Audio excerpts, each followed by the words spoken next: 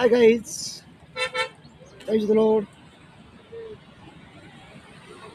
मैं इस चॅनल पर मी या चॅनलवरती फार कमी असतो.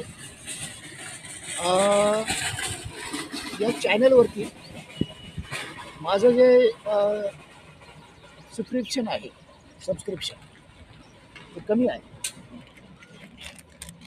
तर मला ते वाढवायचं आहे. तुम्हा लोकांचा जर सहयोग राहिला, तुम्हा लोकांची जर मदत राहिली तर ते वाढेल.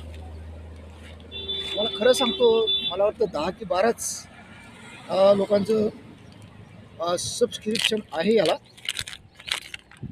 म्हणून माझी विनंती राहील की प्लीज सबस्क्राईब करा.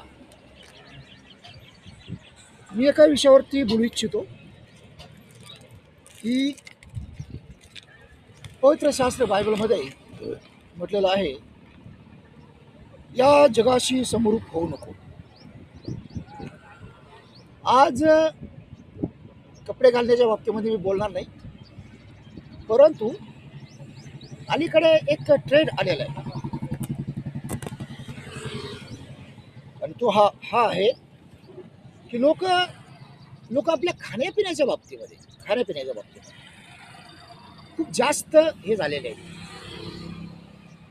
जिममध्ये जाणारे म्हणतात की आमचा जो जिम इन्स्ट्रक्टर आहे त्यांनी हे खायचं ते खायचं नाही, एवढंच खायचं तेवढं खायचं नाही सांगितलेलं आहे. परत आमच्या डॉक्टरांनी सांगितलेलं आहे की एवढंच खायचं, असं खायचं तसं खायचं. बरीचशी लोक तर यूट्यूबवरती जाऊन पाहतात की काय खायचं आणि काय खायचं नाही.